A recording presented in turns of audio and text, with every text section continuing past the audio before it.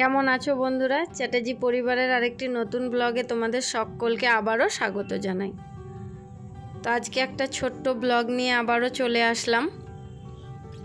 তো আজকের ব্লগে তোমাদের একটি জায়গার সাথে পরিচয় করাবো। তো আগে বলি এখানে কেন এসেছি। তো দেখতেই পাচ্ছ উনি হচ্ছেন মিমির নাচের টিচার। তো ওই দিদি একটি নাচের ভিডিও শ্যুট করবে, যার কারণে আমাদের এখানে আসা। তো মাঠটা হচ্ছে গঙ্গার ধারে, শিবঘাটের ঠিক পাশে। তো আমরা তো কোনো পারমিশন নিয়ে আসিনি, তো এখানে সব জায়গায় কিন্তু ঢোকা যায় না, পারমিশনের দরকার হয়। তো আমরা এসে ঢুকে গেছি। তারপর সিকিউরিটি দাদা এসে জিজ্ঞেস করলো, যাই হোক তাকে বলার পর 5 মিনিট সময় দিয়েছিল। তো আমরা তার মধ্যে কমপ্লিট করার চেষ্টা করেছিলাম। তো বাচ্চাগুলো যেহেতু নাচবে, সেই জন্য জায়গাটা যাতে সুন্দর লাগে দেখতে, সেই কারণে কিছু শিমুল ফুল দেখো ছড়িয়ে দেওয়া হচ্ছিল। তো বন্ধুরা, ওদের ম্যাম বসন্ত উৎসবের জন্য একটা নাচ রেডি করিয়েছে, তো সেখান থেকে 1 মিনিট মতো ওরা করবে। তো আজকে ওরা নাচবে হচ্ছে নীল দিগন্তে যে বসন্তের গানটা রয়েছে সেই গানটাতে। তবে কপিরাইট যদি আসে সেই কারণেই আমি গানটা দিতে পারলাম না, বিনা গানেই তোমাদের নাচটা দেখতে হলো। তো বন্ধুরা, লাটবাগানটা খুব একটা ছোট জায়গা নয়, অনেকটা বড় এরিয়া জুড়ে এটা রয়েছে। এখানে দেখো ওয়েস্ট বেঙ্গল পুলিশের যতগুলো ব্যাটালিয়ান আছে তার মধ্যে সবথেকে বেশি রয়েছে এখানে। প্রত্যেকটা ব্যাটালিয়ানের আলাদা আলাদা মাঠ রয়েছে, তাদের নিজস্ব জায়গা রয়েছে, অনেক কিছু রয়েছে দেখবার মতো। তবে বেশিরভাগ জায়গাতেই হয়তো পারমিশন নিয়ে যেতে হয়। মঙ্গল পাণ্ডে উদ্যান রয়েছে, জহরকুঞ্জ পার্ক রয়েছে, গান্ধীঘাট রয়েছে। তো আমার সেভাবে কোথাও যাওয়াও হয় না, আর গেলে তো অবশ্যই তোমাদের সাথে শেয়ার করব। তো এর আগে একদিন মঙ্গল পাণ্ডে উদ্যানে ম্যামের সাথেই গেছিলাম, সেদিন আর কোনো ভিডিও করা হয়ে ওঠেনি। তবে নেক্সট যেদিন যাব ইচ্ছা থাকলো তোমাদের সাথে শেয়ার করার। তো বন্ধুরা, পুরো ওয়েস্ট বেঙ্গল পুলিশের যে ব্রিগেড পোস্টটা হয় সেটাও কিন্তু ব্যারাকপুরেই হয়। তো সেই ভিডিওটা আমার চ্যানেলে রয়েছে, আমি ডেসক্রিপশনে লিংক দিয়ে রাখবো, তোমরা চাইলে দেখে নিতে পারো। আর আমরা কখন এসেছিলাম দেখেছো? প্রায় 4টে 4:30 তখন বাজে, কিন্তু সূর্যদেব একদম মাথার উপরে।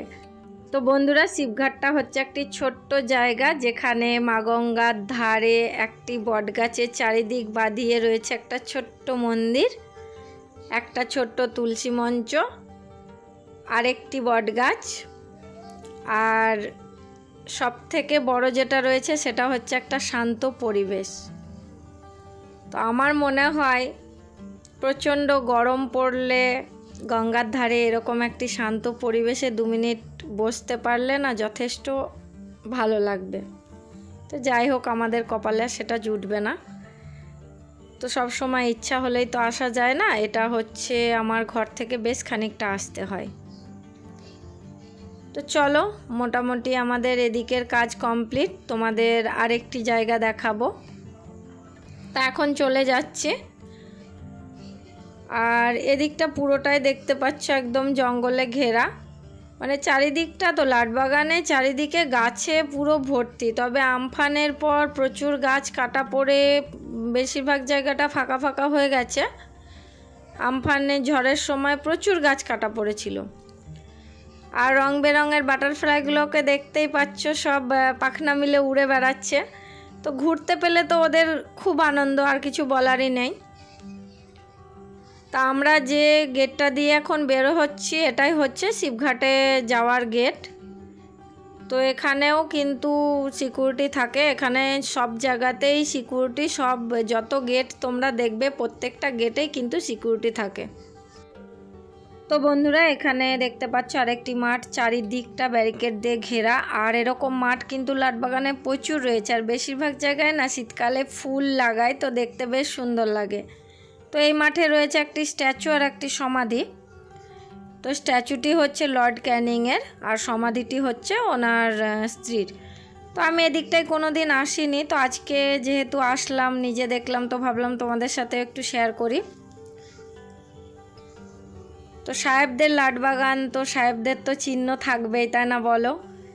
তো বন্ধুরা, এই স্ট্যাচুটি তোমরা দেখতে পাবে শিবঘাট থেকে বের হয়ে বাঁ দিকে দুপা হাঁটলে আর কি ডান সাইডে স্ট্যাচুটি আর সমাধিটি রয়েছে।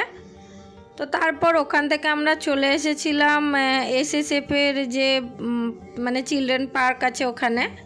তো বাচ্চাগুলো প্রচণ্ড বায়না করছিল, তো সেভাবে বেরোনো হয় না, তো ভাবলাম চলো একটুখানি পার্কেও ঘুরিয়ে নিয়ে আসি।